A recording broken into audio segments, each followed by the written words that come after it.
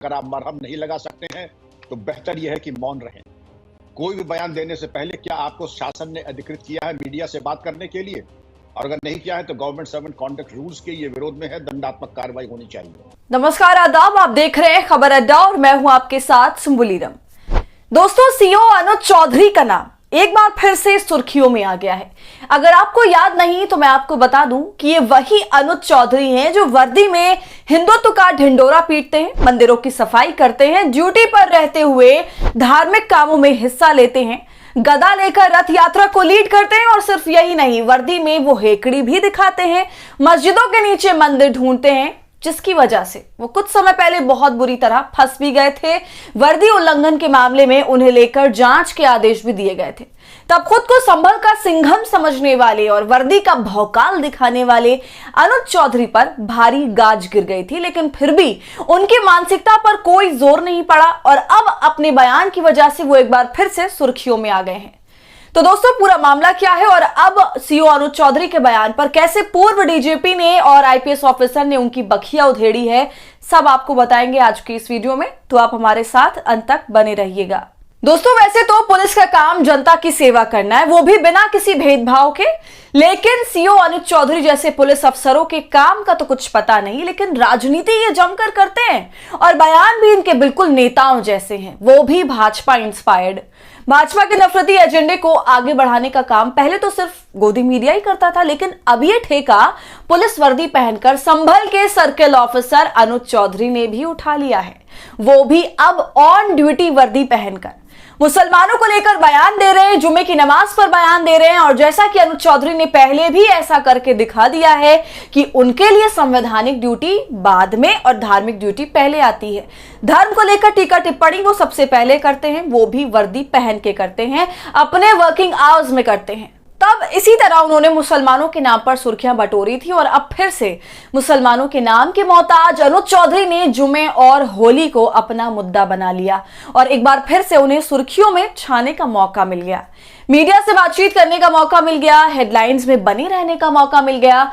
इनके ऐसे तमाम रवैयों से दोस्तों ये कयास लगाना बिल्कुल गलत नहीं होगा कि ये वक्त दूर नहीं जब ये किसी सो कॉल्ड राजनीतिक पार्टी का हिस्सा बन जाए, जिसके लिए ऐसा लगता है कि ये तरसते भी हैं। तो दोस्तों, अब इन्होंने ऐसा बयान दे दिया है जिसमें विपक्ष से लेकर आईपीएस अधिकारी तक उनकी आलोचना कर रहे हैं और ऐसे अधिकारी को ड्यूटी से हटा देने की बात भी कर रहे हैं। दोस्तों, पिछले साल से ही उत्तर प्रदेश का संभल जिला काफी चर्चा में रहा था क्योंकि वहां पर हिंसा हुई थी, लेकिन वहां के सीओ अनुज चौधरी ने अपने हेट रिमार्क से उससे भी ज्यादा सुर्खियां बटोरी और चर्चा का विषय बने रहे। और अब एक बार फिर ऐसा हो रहा है। दोस्तों, इस बार इत्तेफाक से रमजान में जुमे के दिन ही होली पड़ रहा है, तो एक ही दिन जुमा भी है और होली भी है, इसलिए अनुज चौधरी ने इस बार जुमे की नमाज को लेकर विवादित बयान दे डाला। कहते हैं होली साल में एक बार आने वाला त्योहार है, जबकि जुमे की नमाज साल में 52 बार होती है। अगर किसी को होली के रंगों से परेशानी है तो उसे उस दिन घर के अंदर रहना चाहिए। दोस्तों, सबसे पहले आप चौधरी का वीडियो देखिए, उसके बाद आगे की चर्चा करेंगे। आप यदि उसे एक्सेप्ट नहीं कर सकते तो फिर आप वहां ना, उस जगह ना आए। यदि आप रंग एक्सेप्ट नहीं कर सकते तो उस दिन आप ना आए, क्योंकि साल में 52 जुम्मे होते हैं और होली का एक दिन है। जैसे पूरे साल ईद का इंतजार करते हैं तो हिंदू पक्ष भी होली का इंतजार करता है।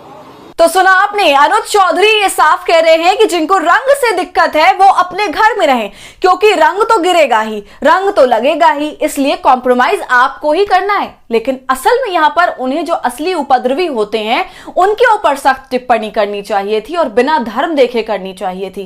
अनुज चौधरी ने सीधा ये कैसे सोच लिया कि मुस्लिम पक्ष की तरफ से ही कोई उपद्रवी हो सकता है, इसलिए वो चेतावनी भी इसी तरह की दे रहे हैं कि घर से मत निकलना, कहीं पर रंग लग जाए तो उस हिस्से को काट लो और हम किसी भी उपद्रव को सहेंगे नहीं, सख्त कार्रवाई करेंगे। तो बजाय इसके कि पुलिस प्रशासन ऐसे उपद्रवियों को, गुंडों को, मवालियों को रोके जो माहौल खराब करने का काम करते हैं, अनुज चौधरी सीधा मुस्लिम पक्ष से ही कह रहे हैं कि भाई तुम अपने घर के अंदर रहो। ऐसा करके तो वो यही साबित करना चाह रहे हैं ना कि मुसलमान रहेंगे तो माहौल खराब होगा। लेकिन एक पुलिस होने के नाते अनुज चौधरी को यह तक नहीं पता कि जो उपद्रवी होते हैं, जो गुंडे होते हैं, जिनका काम ही माहौल खराब करना होता है, वो किसी भी धर्म से ताल्लुक नहीं रखते। वो तो राजनेता होते हैं, मीडिया होती है जो उनके धर्म को उछालकर पूरे समाज को, पूरे उस धर्म विशेष वर्ग को बदनाम करते हैं।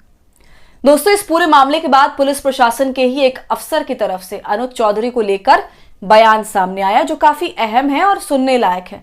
बल्कि ऐसे 2 बयान हैं। यूपी के डीजीपी रहे विक्रम सिंह का ये बयान है, पहले आप उसको देख लीजिए। एबीपी न्यूज पर अभी एक डिबेट का ये हिस्सा थे। इनका बयान तो हम आपको दोस्तों सुना नहीं सकते, लेकिन उन्होंने क्या क्या कहा है वो वर्ड टू वर्ड जरूर बता देते हैं। इन्होंने जो कहा है उसे सामने रखना जरूरी है ताकि लोगों को समझ में आए कि सर्विस रूल क्या कहता है। कोई वरिष्ठ पुलिस अधिकारी, वरिष्ठ किसी सूबे का जो डीजीपी रहा है, उसका क्या कहना है। पहले आपको विक्रम सिंह का बयान बताती हूं, उसके बाद दूसरे आईपीएस अधिकारी का बयान दिखाऊंगी, जिसमें वो ये साफ कह रहे हैं कि ऐसे अधिकारियों को निकाल देना चाहिए।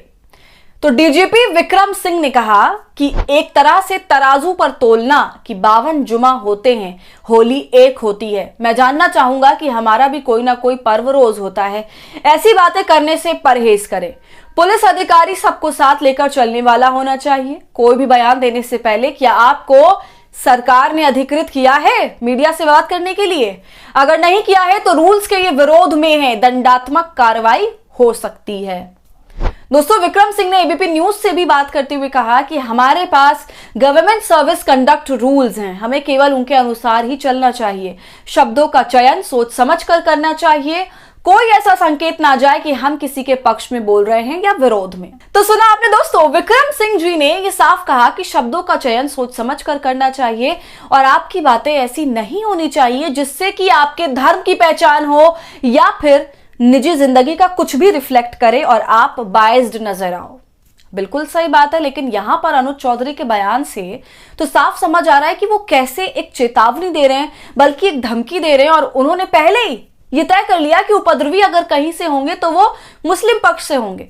और उन्होंने हिंदू पक्ष के मन में बात पहले ही डाल दी कि वो जो चाहे कर सकते हैं, उन्हें जितना हुड़दंग मचाना है मचा सकते हैं, जितनी मनमानी करनी है कर सकते हैं, वो सब कुछ कर सकते हैं, लेकिन माहौल को ठीक रखने की जिम्मेदारी केवल मुसलमानों की है। इसलिए वो अपने घरों में बंद रहें। तो भाई यहाँ पर अनुज चौधरी जो है साफ यही कह रहे हैं कि भाई हमारी कोई जिम्मेदारी नहीं है, हम अपना काम सही तरीके से नहीं करेंगे, उपद्रवियों को पकड़ना हमारे बस की नहीं है, इसलिए आप ही पहले अपनी सेफ्टी कर लो। इसके बाद दोस्तों अब आप पक्ष विपक्ष से इतर एक पूर्व आईपीएस अधिकारी आर.के. विज के बयान को भी देख लीजिए। उन्होंने अनुज चौधरी के बयान पर आपत्ति जताई है और सीओ को पुलिस ड्यूटी कानून का पाठ पढ़ाया है। साथ ही उन्होंने ऐसे अधिकारी को ड्यूटी से हटा देने की भी बात कही है। देखिए, वो ट्वीट कर लिखते हैं, ये आपत्तिजनक कथन है। पुलिस का कर्तव्य कानून व्यवस्था बनाए रखना है, ना कि लोगों को घरों में कैद रखने की सलाह देना। भेदभाव से ग्रसित अधिकारी को ऐसी ड्यूटी से पृथक रखना बेहतर होगा। तो दोस्तों, पूर्व आईपीएस अधिकारी आर.के. विज ने यह साफ कह दिया कि जो अधिकारी भेदभाव से ग्रसित है उसको ड्यूटी से निकाल देना ही बेहतर होगा। तो अब इस पूरे मामले को जानने के बाद तो सीओ अनुज चौधरी की बातों से यही समझ आता है कि उन्होंने माहौल के खराब होने से पहले ही माहौल को खराब कर दिया।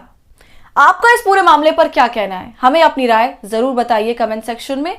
वीडियो पसंद आई हो तो इसे लाइक और शेयर करें और खबर अड्डा को यूट्यूब पर सब्सक्राइब कर लें।